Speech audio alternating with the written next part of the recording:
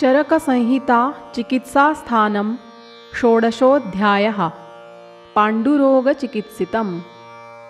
अथातः पाण्डुरोगचिकित्सितं व्याख्यास्यामः इति स्माः भगवान् आत्रेयः। पाण्डुरोगाः स्मृताः पञ्च वातपित्तकफैस्त्रयः। चतुर्थः सन्निपातेन पञ्चमो भक्षणान् मृदः। दोषाः पित्तप्रधानास्तु यस्य कुप्यन्ति धातुषु शैथिल्यं तस्य धातूनां गौरवञ्चोपजायते। ततो वर्णबलस्नेहा ये चान्येऽप्योजसो गुणाः व्रजन्ति क्षयमत्यर्थं दोषदूष्यप्रदूषणात्। सोऽल्परक्तोऽल्पमेधस्को निःसारः शिथिलेन्द्रियः वैवर्ण्यं भजते तस्य हेतुं शृणु सलक्षणम्। क्षाराम्ललवणात्युष्णविरुद्धासात्म्यभोजनात् निष्पावमाशपिण्याकतिलतैलनिषेवणात्। विदग्धेन्ने दिवास्वप्नाद् व्यायामान् मैथुनात् तथा प्रतिकर्मर्तुवैषम्याद् वेगानाय च विधारणात्। कामचिन्ताभयक्रोधशोकोपहतचेतसः समुदीर्णं यदा पित्तं हृदये समवस्थितम्। वायुना बलिना क्षिप्तं सम्प्राप्य धमनीर्दश प्रपन्नं केवलं देहं त्वं मांसान्तरमाश्रितम्। प्रदूष्य कफवातास्रुक्त्वं मांसानि करोति तत् पाण्डुहारिद्रहरितान् वर्णान् बहुविधांस्त्वचि स पाण्डुरोग इत्युक्तः। तस्य लिङ्गं भविष्यतः हृदयस्पन्दनं रौक्ष्यं स्वेदाभावः शमस्तथा। सम्भूतेऽस्मिन् भवेत् सर्वः कर्णक्ष्वेडी हतानलः दुर्बलः सदनोन्नद्विट् श्रमभ्रमनिपीडितः। गात्रशूलज्वरश्वास गौरवारुचिमान् नरः रुदितैरिव गात्रैश्च पीडितोन्मथितैरिव। शूनाक्षिकूटो हरितः शीर्णलोमा हतप्रभः कोपनः शिशिरद्वेषी निद्रालुः ष्ठीवनोऽल्पवाक्। पिण्डिकोद्वेष्टकट्यूरुपादरुक्सदनानि च भवन्त्यारोहणायासैर्विशेषश्चास्य वक्ष्यते। आहारैरुपचारैश्च वातलैः कुपितोऽनिलः जनयेत् कृष्णपाण्डुत्वं तथा रूक्षारुणाङ्गताम्। अङ्गमर्दं रुजन्तोदं कम्पं पार्श्वशिरोरुजं वर्चः शोषास्य वैरस्य शोफानाः बलक्षयान्। पित्तलस्याचितं पित्तं यथोक्तैः स्वैः प्रकोपणैः दूषयित्वा तु रक्तादीन् पाण्डुरोगाय कल्पते। स पीतो हरिताभो वा ज्वरदाहसमन्वितः तृष्णामूर्च्छापिपासार्तः पीतमूत्रशकृन्नरः। स्वेदनः शीतकामश्च न चान्नमभिनन्दति कटुकास्यो न चास्योष्णमुपशेतेऽम्लमेव च। उद्गारोऽम्लो विदाहश्च विदग्धेन्नेस्य जायते दौर्गन्ध्यं भिन्नवर्चस्त्वं दौर्बल्यं तम एव च। विवृद्धः श्लेष्मलैः श्लेष्मा पाण्डुरोगं स पूर्ववत् करोति गौरवं तन्द्रा छर्दिं श्वेतावभासताम्। प्रसेकं लोमहर्षै च सादं मूर्च्छां भ्रमं क्लमं श्वासङ्कासं तथालस्य मरुचिं वाक्स्वरग्रहम्। शुक्लमूत्राक्षिवर्चस्त्वं कटुरूक्षोष्णकामतां श्वयथुं मधुरास्यत्वमिति पाण्ड्वामयः कफात्। सर्वान्नसेविनः सर्वे दुष्टा दोषास्त्रिदोषजं त्रिदोषलिङ्गं कुर्वन्ति पाण्डुरोगं सुदुःसहम्। मृत्तिकादनशीलस्य कुप्यत्यन्यतमो मलः कषाया मारुतं पित्तमूषरा मधुरा कफम्। कोपयेन्मृद्रसादींश्च रौक्षाद्भुक्तं विरूक्षयेत् पूरयत्यविपक्वैव स्रोतांसि निरुणद्धि च। इन्द्रियाणां बलं हत्वा तेजो वीर्यौजसी तथा पाण्डुरोगं करोत्याशु बलवर्णाग्निनाशनम्। शूनगण्डाक्षिकूटभ्रूः शूनपान्नाभिमेहनः कृमिकोष्ठोऽतिसार्येत मलं सासृक्कफान्वितम् पाण्डुरोगश्चिरोत्पन्नः खरीभूतो न सिद्ध्यति कालप्रकर्षाच्छूनो न यश्च पीतानि पश्यति बद्धाल्पविट्कं सकफं हरितं योऽतिसार्यते दीनः श्वेतातिदिग्धाङ्गश्छर्दिमूर्च्छातृषार्दितः स नास्त्यश्रुक्षयाद्यश्च पाण्डुः श्वेतत्वमाप्नुयात् इति पञ्चविधस्योक्तं पाण्डुरोगस्य लक्षणम् पाण्डुरोगी तु योऽत्यर्थं पित्तलानि निषेवते तस्य पित्तमसृङ्मांसं दग्ध्वा रोगाय कल्पते हारिद्रनेत्रः सभृशं हारिद्रत्वङ्नखाननः रक्तपीतशकृन्मूत्रो भेकवर्णो हतेन्द्रियः दाहाविपाकदौर्बल्यसदनारुचिकर्षितः कामला बहुपित्तैषा कोष्ठशाखाश्रया मता कालान्तरात् खरीभूता कृच्छ्रा स्यात् कुम्भकामला कृष्णपीतशकृन्मूत्रो भृशं शूनश्च मानवः सरक्ताक्षिमुखच्छर्दिविण्मूत्रो यश्च ताम्यति दाहारुचितृषानाः तन्द्रामोहसमन्वितः नष्टाग्निसंज्ञः क्षिप्रं हि कामलावान् विपद्यते साध्यानामितरेषां तु प्रवक्ष्यामि चिकित्सितम् तत्र पाण्ड्वामयी स्निग्धस्तीक्ष्णैरूर्ध्वानुलोमिकैः संशोध्यो मृदुभिस्तिक्तैः कामलीतु विरेचनैः ताभ्यां संशुद्धकोष्ठाभ्यां पथ्यान्यन्नानि दापयेत् शालीन् सयवगोधूमान् पुराणान्यूषसंहितान् मुद्गाढकी मसूरैश्च जाङ्गलैश्च रसैर्हितैः यथा दोषं विशिष्टैः च तयोर्भैषज्यमाचरेत् पञ्चगव्यं महातिक्तं कल्याणकमथापि वा स्नेहनार्थं घृतं दद्यात् कामला पाण्डुरोगिणे दाडिमात् कुडवो धान्यात् कुडवार्धं फलं फलं चित्रकात् शृङ्गवेराच्च पिप्पल्यष्टमिका तथा तैः कल्कैर्विंशतिफलं घृतस्य सलिलाढके सिद्धं हृत्पाण्डुगुल्मार्षः प्लीहवातकफार्तिनुत् दीपनं श्वासकासघ्नं मूढवाते च शस्यते दुःखप्रसविनीनाय च वन्ध्यानाय चैव गर्भदम् इति दाडिमाद्यं घृतं कटुकारोहिणीमुस्तं हरिद्रे वत्सकात्पलं पटोलै चन्दनं मूर्वा त्रायमाणा दुरालभा कृष्णापर्पटको निम्बो भूनिम्बो देवदारु च तैः कार्षिकैर्घृतः प्रस्थः सिद्धः क्षीरचतुर्गुणः रक्तपित्तैः ज्वरन्दाहं श्वयथुं सभगन्धरम्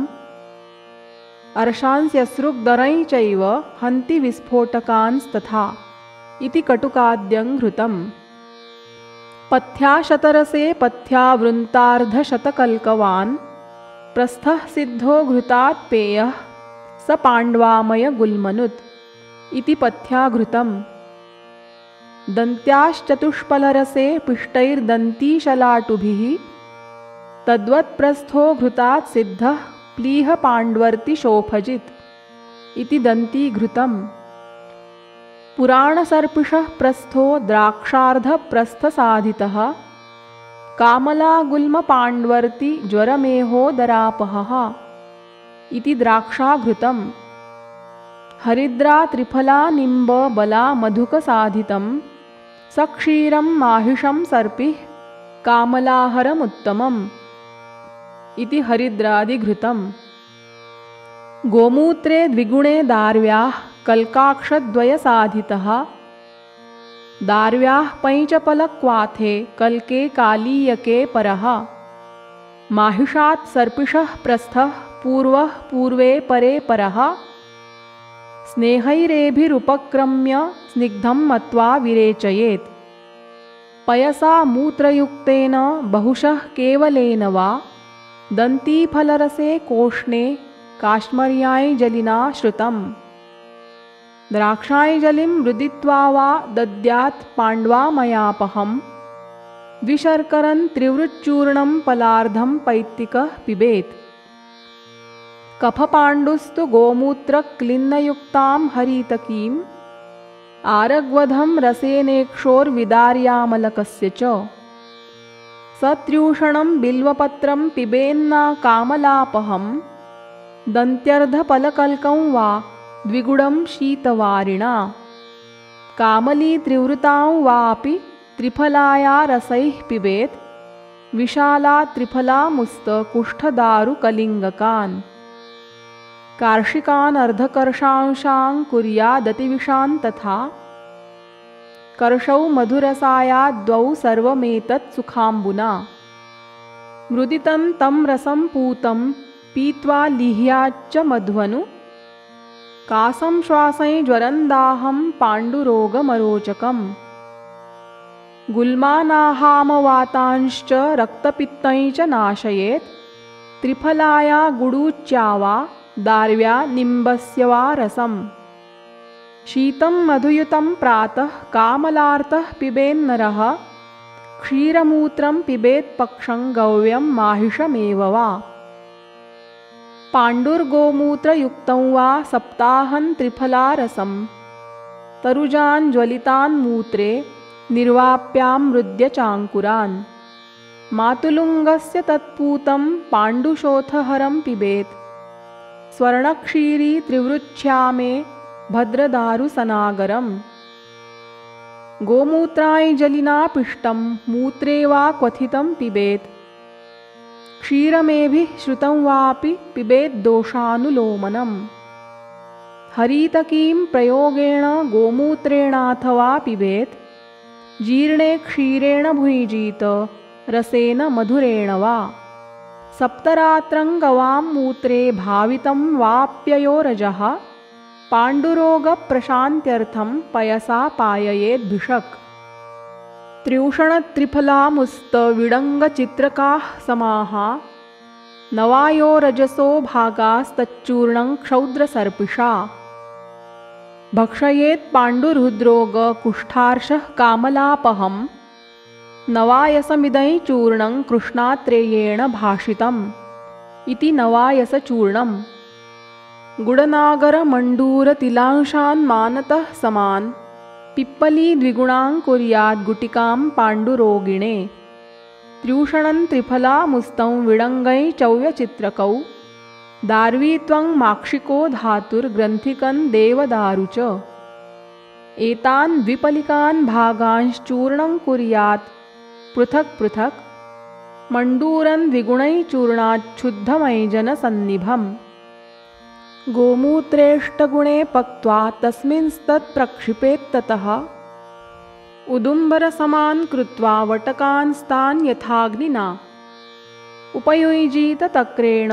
सात्म्यै जीर्णे च भोजनं मण्डूरवटका ह्येते प्राणदाः पाण्डुरोगिणाम् कुष्ठान्यजीर्णकं शोथमूरुस्तम्भं कफामयान् अर्शांसि कामलां मेहं प्लीहानं शमयन्ति च इति मण्डूरवटकाः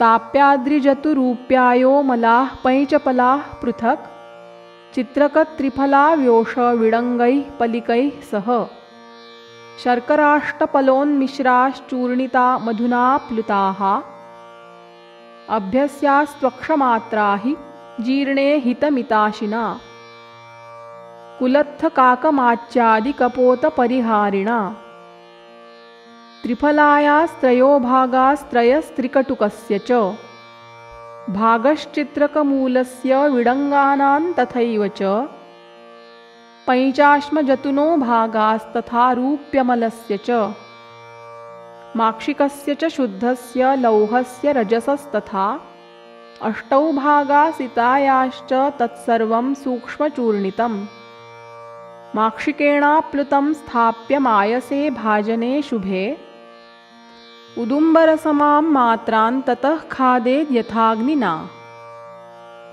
दिने दिने प्रयुज्येत जीर्णे भोज्यं यथेप्सितं वर्जयित्वा कुलत्थानि काकमाचीं कपोतकम्। योगराज इति ख्यातो योगोऽयममृतोपमः रसायनमिदं श्रेष्ठं सर्वरोगहरं शिवम्। पाण्डुरोगं विशङ्कासं यक्ष्माणं विषमज्वरं कुष्ठान्यजीर्णकं मेहं शोषं श्वासमरोचकम्। विशेषाद्यन्त्यपस्मारं कामलाङ्गुदजानि च इति योगराजः। कौटजत्रिफलानिम्बपटोलघननागरैः भावितानि दशाहानि रसैर्द्वित्रिगुणानि वा शिलाजतुपलान्यष्टौ तावती सितशर्करा त्वक्षीरी पिप्पली धात्री कर्कटाख्या फलोन्मिता निदिग्ध्याः फलमूलाभ्यां फलैर्युक्त्या त्रिगन्धकं चूर्णितं मधुनः कुर्यात् त्रिफलेनाक्षिकान् गुडान् दाडिमाम्बुपयः पक्षिरसतोयसुरासवान् तान् भक्षयित्वानुपिबेन्निरन्नो भुक्त एव वा पाण्डुकुष्ठज्वरप्लीहतमकार्शो भगन्धरान् पूतिरुच्छुक्रमूत्राग्निदोषशोषगरोदरान् कासासृग्दरपित्तासृक्शोथगुल्मगलामयान् ते च सर्वव्रणान् हन्युः सर्वरोगहराः शिवाः इति शिलाजतुवटकाः। पुनर्नवा त्रिवृद्व्योष विडङ्गन् दारुचित्रकं कुष्ठं हरिद्रे त्रिफला दन्ती चव्यं कलिङ्गकाः पिप्पली पिप्पलीमूलं मुस्तै चेति फलोन्मितं मण्डूरं द्विगुणैचूर्णात् गोमूत्रे द्व्याढके पचेत् कोलवद्गुटिकाः कृत्वा तक्रेणालोड्य नापिबेत् ताः पाण्डुरोगान् प्लीहानमर्शांसि विषमज्वरं श्वयथुं ग्रहणीदोषं हन्युः कुष्ठं कृमींस्तथा इति पुनर्नवा मण्डूरम्।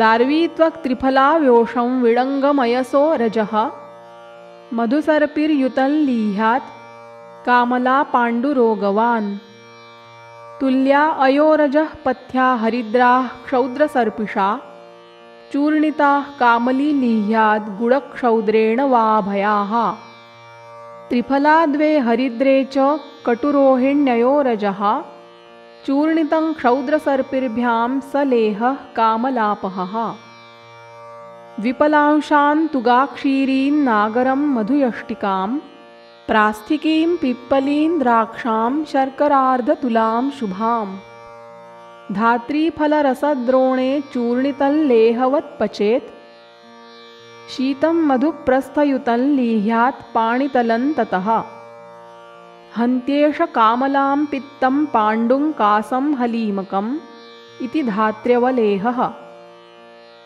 त्र्यूषणं त्रिफला चव्यै चित्रको देवदारु च विडङ्गान्यथमुस्तै च वत्सकै चेति चूर्णयेत् मण्डूरतुल्यं तच्चूर्णं गोमूत्रेष्टगुणे पचेत् शनैः सिद्धास्तथा शीताः कार्याः कर्षसमागुडाः यथाग्निभक्षणीयास्ते प्लीहपाण्ड्वामयापहाः ग्रहण्यर्षोऽनुदश्चैव तक्रवाट्याशिनः स्मृताः इति मण्डूरवटकाः।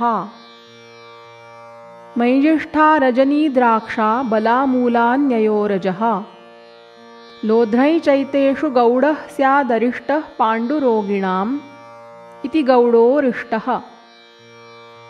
बीजकात् षोडशफलं त्रिफलायाश्च 20 द्राक्षायाः पैंचलाक्षायाः सप्तद्रोणे जलस्य तत् साध्यं पादावशेषे तु पूतशेषे समावपेत् शर्करायास्तुलां प्रस्थं माक्षिकस्य च कार्षिकं व्योषं व्याघ्रनखोशीरं क्रमुकं शैलवालुकम् मधुकं कुष्ठमित्येतत् चूर्णितं घृतभाजने यवेषु दशरात्रं तद्ग्रीष्मे 2 शिशिरे स्थितम् पिबेत्तद्ग्रहणी पाण्डुरोगार्षः शोथगुल्मनुत् मूत्रकृच्छ्राश्मरीमेह कामला सन्निपातजित् बीजकारिष्ट इत्येष आत्रेयेण प्रकीर्तितः इति बीजकारिष्टः। धात्रीफलसहस्रे द्वे पीडयित्वा रसन्तुतं क्षौद्राष्टांशेन संयुक्तं कृष्णार्धकुडवेन च शर्करार्धतुलोन्मिश्रं पक्षं स्निग्धघटे स्थितम् प्रपिबेन्मात्रया प्रातर्जीर्णे हितमिताशनः कामला पाण्डुरुद्रोगवातासृग्विषमज्वरान् कासहिक्कारुचिश्वासांश्चैषोरिष्टः प्रणाशयेत् इति धात्र्यरिष्टः। स्थिरादिभिः श्रुतन्तोऽयं पानाहारे प्रशस्यते पाण्डूनां कामलार्तानां मृद्वीकामलकीरसः पाण्डुरोगप्रशान्त्यर्थमिति प्रोक्तं महर्षिणा। विकल्प्यमेतद्भिषजा पृथग् दोषबलं प्रति वातिके स्नेहभूयिष्ठं पैत्तिके तिक्तशीतलम् श्लैष्मिके कटुतिक्तोष्णं विमिश्रं सान्निपातिके निपातयेच्छरीरात्तु मृत्तिकां भक्षितां भिषक् युक्तिज्ञः शोधनैस्तीक्ष्णैः प्रसमीक्ष बलाबलं शुद्धकायस्य सर्पींषि बलाधानानि योजयेत् व्योषं बिल्वं हरिद्रे द्वे त्रिफला द्वे पुनर्नवे मुस्तान्ययोरजः पाठा विडङ्गन् देवदारु च वृश्चिकाली च भार्गी च सक्षीरैस्तैः समैर्घृतं साधयित्वा पिबेद्युक्त्या नरो मृद्दोषपीडितः तद्वत् केशरयष्ट्याह्व पिप्पलीक्षारशाद्वलैः मृद्भक्षणादातुरस्य लौल्यादविनिवर्तिनः द्वेष्यार्थं भावितां कामं दद्यात्तद्दोषनाशनैः विडङ्गैलातिविषया निम्बपत्रेण पाठया वार्ताकैः कटुरोहिण्या कौटजैर्मूर्वयापि वा यथा दोषं प्रकुर्वीत भैषज्यं पाण्डुरोगिणां क्रियाविशेष एषोऽस्य मतो हेतुविशेषतः तिलपिष्टनिभैः अस्तु वर्चः सृजति कामली श्लेष्मणा रुद्धमार्गं तत्पित्तं कफहरैर्जयेत् रूक्षशीतगुरुस्वादु व्यायामैर्वेगनिग्रहैः कफसम्मूर्च्छितो वायुः स्थानात् पित्तं क्षिपेद्बली हारिद्रनेत्रमूत्रत्वक् श्वेतवर्चास्तदा नरः भवेत्साटोपविष्टम्भो गुरुणा हृदयेन च दौर्बल्याल्पाग्निपार्श्वार्ति हिक्काश्वासारुचिज्वरैः क्रमेणाल्पेऽनुसज्येत पित्ते शाखासमाश्रिते बर्हितित्तिरिदक्षाणां रूक्षाम्लैः कटुकैरसैः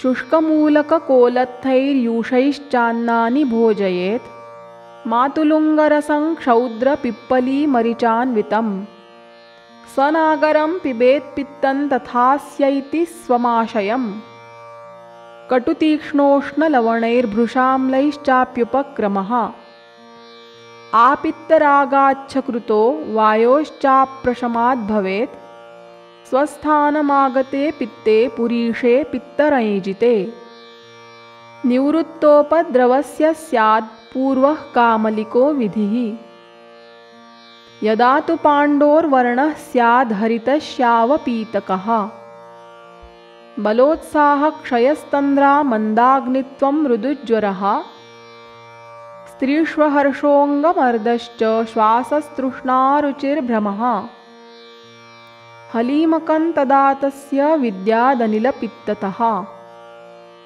गुडूची स्वरसक्षीरसाधितं माहिषं घृतं स पिबेत्त्रिवृतां स्निग्धो रसेनामलकस्य तु विरिक्तो मधुरप्रायं भजेत् पित्तानिलापहम् द्राक्षालेहै च पूर्वोक्तं सर्पिंषि मधुराणि च यापनान् क्षीरबस्तींश्च शीलयेत् सानुवासनान् मार्द्वीकारिष्टयोगांश्च पिबेद्युक्त्याग्निवृद्धये कासिकै चाभयालेहं पिप्पलीं मधुकं बलाम् पयसा च प्रयुञ्जीत यथा दोषं यथा बलम्। तत्र श्लोकौ पाण्डोः पञ्चविधस्योक्तं हेतुलक्षणभेषजम्। कामलाद्विविधा तेषां साध्यासाध्यत्वमेव च। तेषां विकल्पो यश्चान्यो महाव्याधिर्हलीमकः। तस्य चोक्तं समासेन व्यञ्जनं सचिकित्सितम्। इत्यग्निवेशकृते तन्त्रे अप्राप्ते दृढबलसम्पूरिते चिकित्सास्थाने पाण्डुरोगचिकित्सितन्नाम षोडशोऽध्यायः।